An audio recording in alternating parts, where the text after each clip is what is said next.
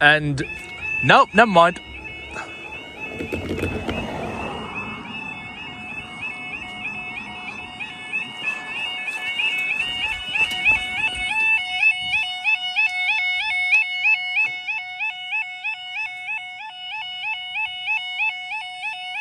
Yeah, okay. Right, okay, so we have gone down for a freight train by the looks of things. That's the full moon today. I thought that was a light, but no, it's the moon. Anyway, what a beautiful night sky. Can't see the stars though. Well, there's our moon. So I guess we're down for a freight train then. Or anything like a... Yeah, see, I told you this would happen. I knew it would. Or do we have another Avanti West Coast service? Only time will tell. Well, the crossing's gone down.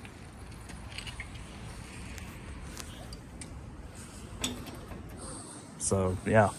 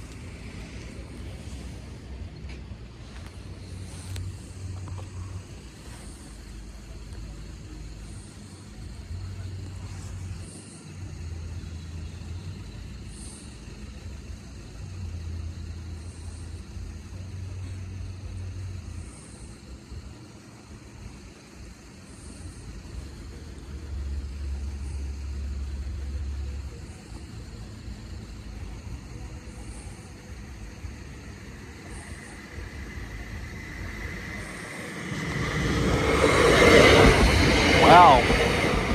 Didn't expect that. Or did I?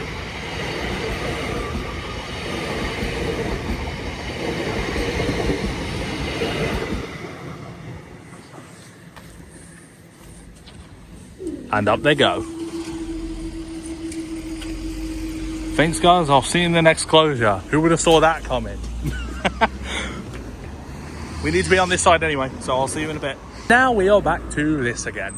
The cars are stopping and the crossing could go down again. But to be fair, that Avanti West Coast service, we caught two of them today. That's unusual. We don't usually catch two. One at 10 to and then one at quarter past. And both of them, one was early and then the other one was on time. Maybe this is the new normal. We'll see what happens on Friday. And if that does happen again, where we have, you know, a closure on at 10 to for an Avanti West Coast and then a closure at quarter past for an Avanti West Coast, we have now got more luck. And as you can see, like I said in that closure, the moon is full today. I can't even get a good picture of it. Anyway, I'll see you in a bit for the next closure, which will be the 7:45 West Midlands Railway service from Birmingham New Street to Shrewsbury. I will see you in a bit. Guys, we are back, just in case the crossing decides to go down again, which it probably might. If not, then it won't. And I'll just waste in this recording time. But anyway, we are nearly 20 past though, so we may have something. Yes, I know I said that earlier, but nothing happened. 20 past 6, but this is 20 past 7. Something is usually scheduled at this time, like a freight train or something. But that was another Avanti West Coast service earlier from Birmingham New Street to Crewe.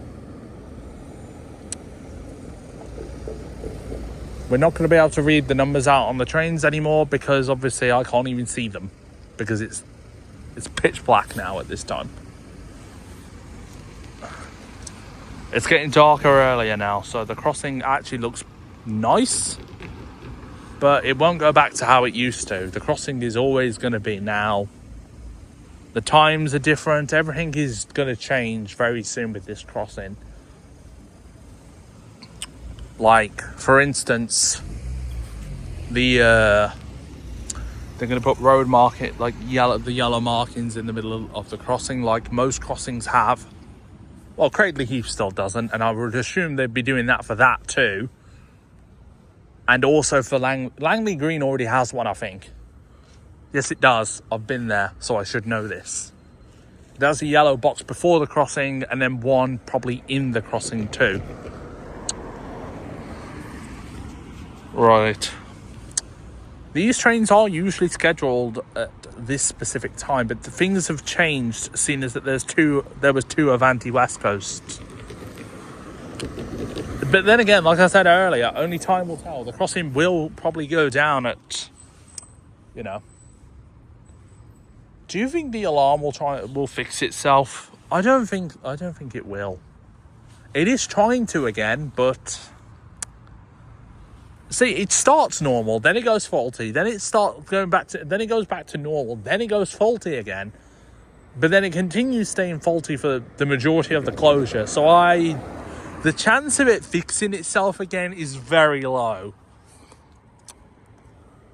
But like I said, if I'm able to get that alarm, then maybe in a dry environment, it will fix itself again and stay working normally, because my crossing project, I want 2 DC Yodel alarms, and that one will cover, because I've already got 1 DC powered Yodel alarm.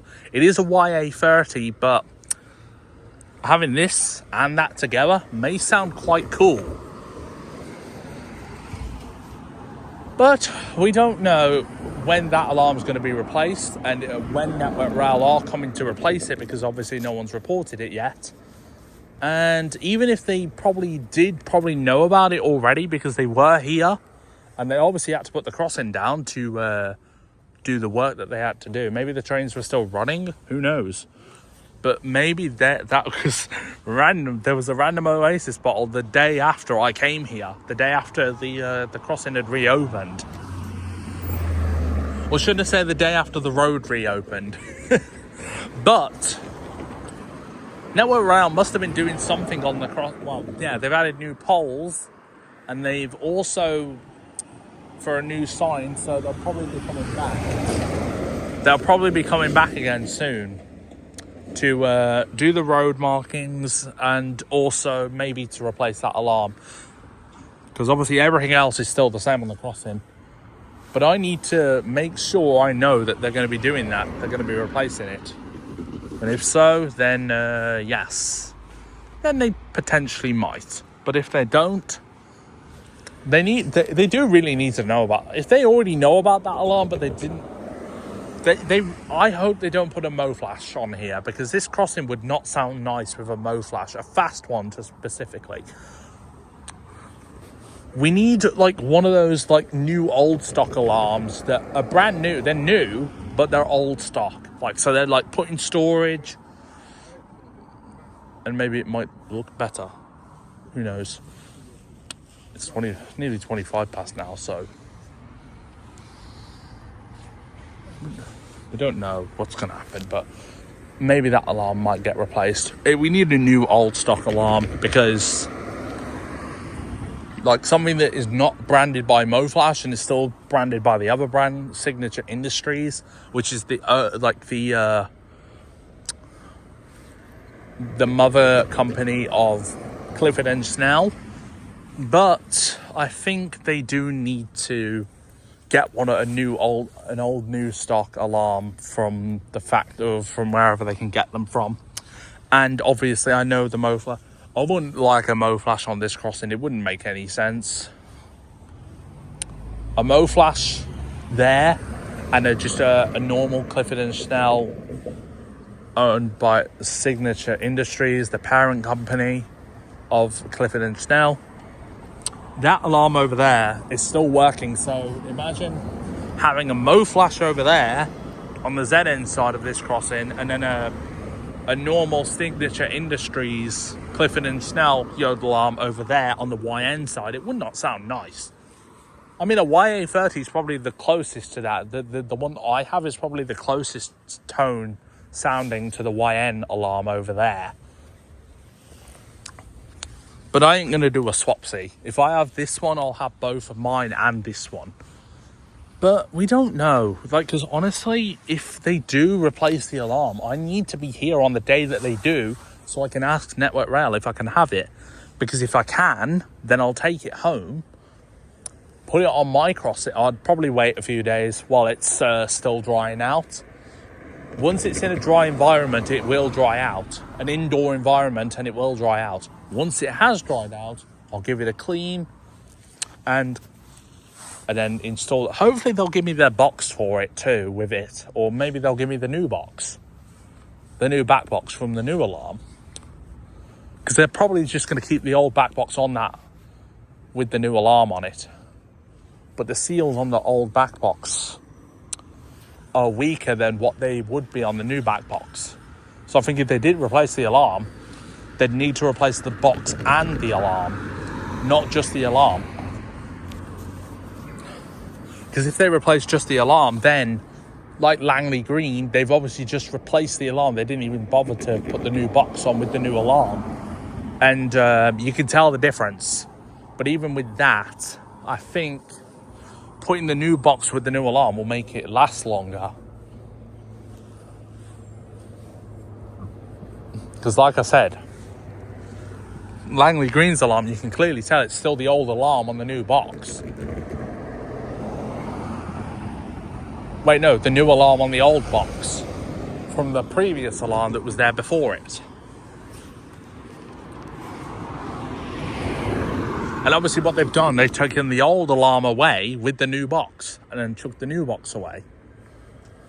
But anyway, I've talked long enough, so I'm going to end this video and I'm going to come back to you near to...